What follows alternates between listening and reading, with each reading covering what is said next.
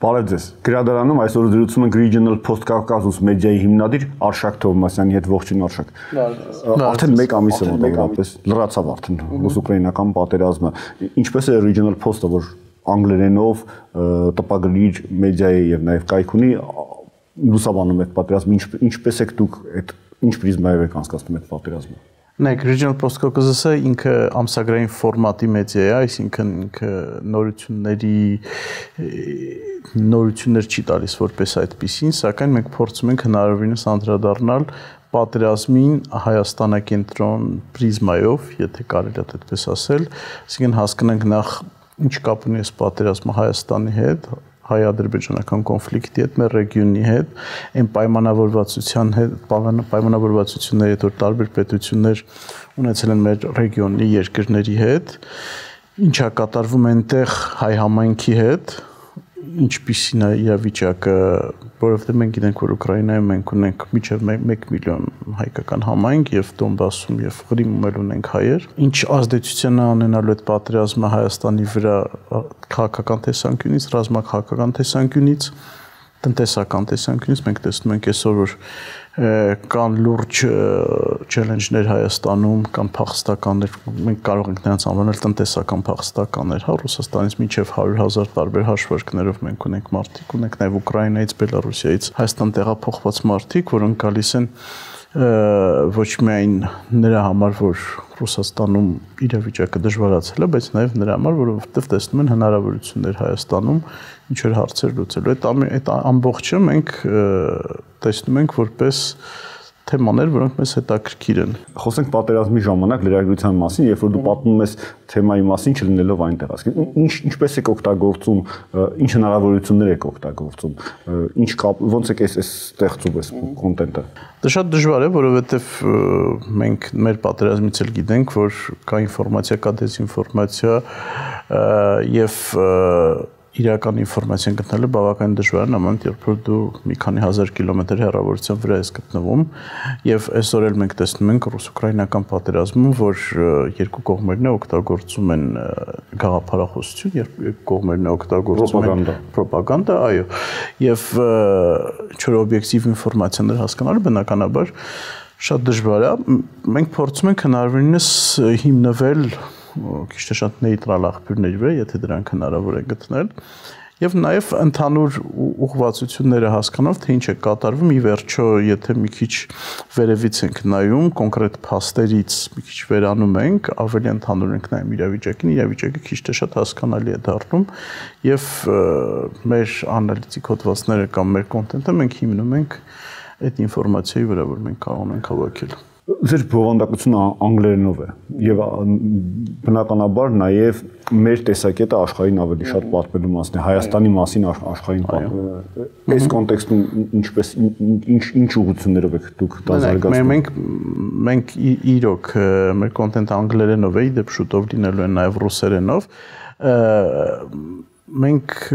ստեղծում ենք Հայաստանակենտրոն ինֆորմացիա, Հայաստանակենտրոն կոնտենտ, որովհետև այսօրվա օրով օտար լեզուներով Հայաստանակենտրոն կոնտենտ շատ քիչ է ստեղծվում,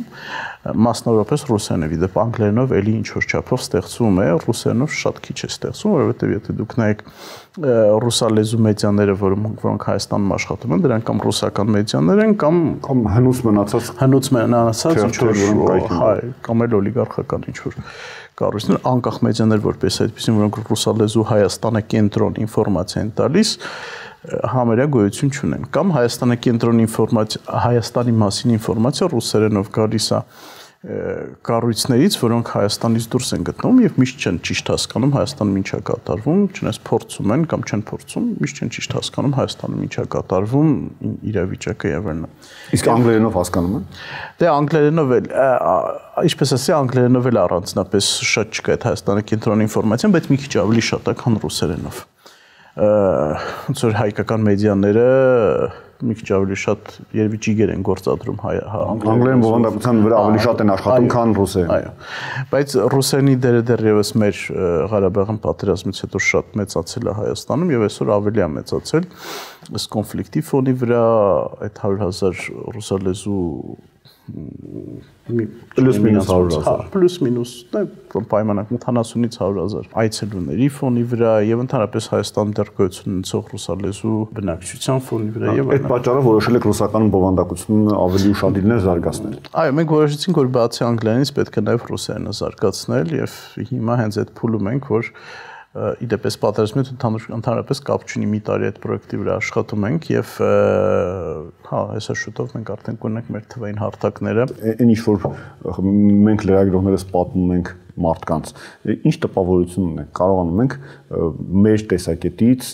ամբողջությամբ ինֆորմացիան փոխանցել եւ հնարավորություն տալ այն վերլուծությունները անել, որը որ հնարավոր է անել այս պահին իհարկե։ Դստեղ մի քիչ պետքա բաժանենք, որովհետեւ մենք ունենք մեդիաներ, որոնք շատ վառ ինչ որ ուղղվածություն ունեն, կամ այս կողմ կամ այն կողմ, հա, եւ սպիտակ պայմանական ասած։ Հա, սև ու սպիտակ կամ աչուձախ, չգիտեմ։ Հա, եւ բևեռացված, այո, եւ ինչ որ իդեոլոգիա ունեն իրենց հիմքում։ Հավատում եմ մեդիաներին, որոնք չունեն իդեոլոգիա իրենց հիմքում եւ օբյեկտիվ են եւ փորձում են երկու կողմի տեսակետներն էլ ներկայացնել։ Եկեք այդ երկու կողմերի տեսակետներն էլ ինչ որ թակարդ է, որովհետեւ միշտ չեն այդ տեսակետները համարժեք եւ միշտ չեն հավասար եւ այլն։ Բայց Հայաստանում կան մեդիաներ, որոնք անկախ են եւ որոնք փորձում են հնարավորինս օբյեկտիվորեն իրավիճակը ներկայացնել, թե մեր բնակչությունը ինչքանով է հետաքրքրված պատերազմի մանրամասներով այդ ուրիշ հարց է, մեզ շատ ավելի շատ հետաքրքրում են ինչ որ կոնկրետ հարցեր, որոնք կամ փիառացված հարցեր են, արդյոք Ուկրաինան մասնակցել է անուղակի կերպով մասնակցել է հայ-ադրբեջանական պատերազմին, արդյոք վաճառել է զենքեր կամ չի վաճառել զենքեր, արդյոք Ռուսաստանը Ուկրաինային հաղթելուց հետո ինչ որ բաներ մեր ռեգիոնում անելու է թե չէ, արդյոք ռուսական սանկցիաները, Ռուսաստանի դեմ ուղղված սանկցիաները տարածվելու են մեր վրա թե չէ եւ ինչ ազդեցություն են ունենալու մեր վրա, մեր ամենօրյա կյանքի վրա, որովհետեւ մենք տնտեսապես շատ կախված ենք Ռուսաստանից, հա։ Այդպիսի հարցերն են մեզ հետաքրքրում եւ մեր հասարակությունը արդեն իսկ շատ բևեռացված է եւ քաղաքականացված է եւ այս իրավիճակում էլ մարդիկ շատ արագ եւս բևեռանում են առանց շատ խորանալու փաստերի եւ իրավիճակի եւ իրական պատմությունների վրա, ինչը իմ համար մի քիչ տխուր է, որովհետեւ այսպիսի իրավիճակում ամենակարևորը փաստերն են եւ անձնական պատմությունները, տրագեդիաները են մարդկանց, որոնք այդ պատերազմի մեջ անցնում են, որովհետեւ մենք տեսնում ենք ահավոր մասշտաբի տրագեդիաներ, 40 միլիոնանոց երկիր է Ուկրաինան, որը ամբողջովին հարվածի տակ է եւ այնտեղ կա 40 միլիոն խաղաղ բնակչություն, 3 ընդամենը փաստ տվեց UNICEF-ը, որ Ուկրաինայի ամբողջ Ուկրաինայի երեխաների մեծ մասը արդեն տեղահանված է, կամ ներքին կամ արտաքին փախստականները, մեծ մասը 40 միլիոնանոց երկրի։ Մարդիկ նրբությունների մեջ շատ չեն խորանում եւ դա շատ ավելի ընդհանուր եւ գլոբալ տրենդ է, փաստերի մեջ, ինֆորմացիաների մեջ շատ չեն խորանում, բայց սոցիալական մեդիաների իսկ մենք լրագրողներս ինչ դեր ունենք այդ հարցում մարդկանց օգնելու, որ մանրամասները իմանան, տեղյակ լինեն, մենք անում ենք մեր գործը այն չափով ինչքան որ պետք է անենք։ Չեմ կարող այդ հարցին պատասխանել, չգիտեմ, բոլորը անում են թե չէ, կան որ հաստատ անում են, եւ կան որ շատ լավ են անում, խնդիրը նրանում է, որ արդյոք լսարանը այդ ինֆորմացիան պատրաստ է անցալել եւ պատրաստ է consume անել, սպառել, հա, պատրաստ է սպառել, թե չէ, թե ուղղակի մի կողմա թողում եւ միանգամից սպիտակավորում է, հա, եթե ինչ որ անկախ լրագրողը որ ինչ որ բան է գրում, որը դժվար է կարդալ, մարդու կոմֆորտային զոնայից դուրս է այդ ինֆորմացիան կարդալը, մենք շատ հաճախ մեր կոմֆորտային զոնայով ենք առաջնորդվում, նույնիսկ ինֆորմացիայի սպառման տեսանկյունից։ Դուրս է կոմֆորտային զոնայից կարդալը, մենք դա Ղարաբաղյան հարցում ենք տեսնում, եթե ինչ որ մի հատ պայմանական ինչ որ պրո-ռուսական, պրո-արևմտյան էական չի գաղափարների տեր անձնավորություն, որը մեդիա գրագիտությամբ չի փայլում, ինքը կարդում է մի ինֆորմացիա, որը իր գաղափարներին հակասում է, բայց ճշմարիտ է ինֆորմացիան, ինքը շատ հաճախ այդ ինֆորմացիան մի կողմ է գցելու, ասելու է հալավագիտացիա, որովհետև ես չեմ կարող դրան հավատալ, որովհետև իմ գաղափարները ինձ թույլ չեն տալիս դրան հավատալ։ Այդտենց իրավիճակում ենք։ Բայց երևի պետք է աշխատենք լսարանի հետ։ Այսինքն մարդկանց հետ, այսինքն մարդը պարտավոր չի լարված ամբողջ օրը կարդալ այս տեքստերը։ Մենք երևի այստեղ գործ ունենք անելու։ Մենք գործ ունենք անելու շատ ավելի ընդհանուր, այս պատերազմից նույնիսկ կարող ենք վերանալ եւ բոլոր պատերազմից վերանալ, Հայաստանում կա մեդիագրագիտության խնդիր։ Ինֆորմացիայի ամբողջ աշխարհում եւ ինֆորմացիայի սպառման մշակույթի մեջ, մեր նոր ձևավորված մշակույթի մեջ մենք ունենք այդ խնդիրը, մեդիագրագիտության խնդիրը, որտեղ մարդը կարդում է մի նորություն ինչ-որ պաշտոնական լուրջ աղբյուրից եւ կարդում է մի հատ Facebook-ի ստատուս եւ շատ հաճախ իր համար դրանք երկու հավասար ինֆորմացիաներ են, ասում է հա լավ, ամեն են ասում, բայց դա տենց չի բնականաբար։ Ինձ հարցրեցին 44-րդ պատերազմը մեր համար ինչ դասեր տվեց, որ մենք որպես լրագրողներ կարող ենք օգտագործել այս ռուս-ուկրաինական պատերազմի մասին պատմելու ժամանակ։ Դուք ինչ կարծիք եք այդ տեսակետից։ Շատ դժվար հարց է, մենք օրինակ 44 օրյա պատերազմի ժամանակ մենք այդ բացառություն ենք արել, որ մենք ես ասում եմ, որ մենք նորություններ չենք գրում որպես այդպեսին, բայց գրում ենք 44 ոչ միայն նորություններ ենք գրում, մենք լայվ էինք վարում 44 օր, մենք բավական փոքր կոլեկտիվ ենք եւ դա տեխնիկապես մեր համար շատ դժվար էր, բայց մեր պատասխանատվություններ եւ վարում էինք եւ ի վերջո ինչ դասեր քաղեցինք դրանից, ես չգիտեմ ինչ դասեր քաղեցինք, մենք քաղեցինք, որ անկախ իրավիճակից մենք պետք է փորձենք ինֆորմացիա տրամադրել։ Եվ ստեղ լիքը վիճելի կետեր կան։ Օրինակ, արդյոք մենք գիտենք, որ կա ռոպագանդա, եւ ռոպագանդան պատերազմի ժամանակ կարող ունենա դրական դեր, կարող ունենա բացասական դեր, կախված թե ինչքան է ինքը հեռանում իրականությունից եւ կախված ոնց է օգտագործում։ Արդյոք դու որպես մեդիա գիտակցելով, որ քեզ ինֆորմացիան, որ դու տրամադրում ես, արդեն քեզ տրամադրել են, որ դու տրամադրես, ինքը ռոպագանդայի տարեր է կրում, արդյոք դու դա տարածում ես, թե չգիտակցելով, որ միգուցե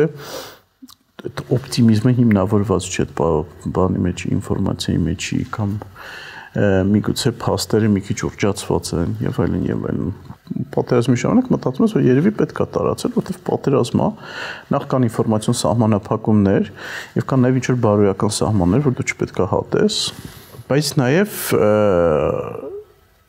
ամբողջովին կրիտիկան բացառելն էլ է սխալ։ Երևի դա է մեր բանը եւ օրից օր տեղի ունեցող իրադարձությունների եւ ընդհանրապես ռազմավարությանը վերաբերող հարցեր մենք 44-րդ պատերազմի ժամանակ ոչ մեկս չէինք տալիս, հոսքի մեջ էինք նորություն։ Հոսքի մեջ էինք եւ տենց ոնց որ չէինք ուզում խանգարեինք, չէինք ուզում ֆոտի տակ ընկնեինք, ասում էինք ինչ որ կա big picture, ինչ որ գլոբալ բան կա, տեսլական կա, որ դեպի որը մենք գնում ենք, մեկ է դրա մի մասն ենք, միգուցե ամեն ինչ չենք հասկանում, դրա համար պետք չի բան անել։ Երևի այդ թակարդը պետք չի ընկնել։ Այս դեպքում մենք չունենք այդ թակարդը ընկնելու խնդիրը, որովհետև բնականաբար չնայած եւ Ռուսաստանը եւ Ուկրաինան մեր համար լրիվ օտար երկրներ չեն, բայց մեկը մենք այդ էմոցիոնալ բանը, անմիջական կապվածությունը ուկրաինա-ռուսական պատերազմի հետ չունենք, ինչպես մենք ունենք Ղարաբաղի պատերազմում։ Բայց մեկը ամեն դեպքում մենք պետք է հիշենք, որ մեդիայի դերը բացի ինֆորմացիա տալուց նաև դժվար հարցեր տալն է։ Եվ մենք երևի Ղարաբաղյան պատերազմի ժամանակ այդ դժվար հարցերը քիչ ենք տվել։ Շնորհակալություն զրույցի համար։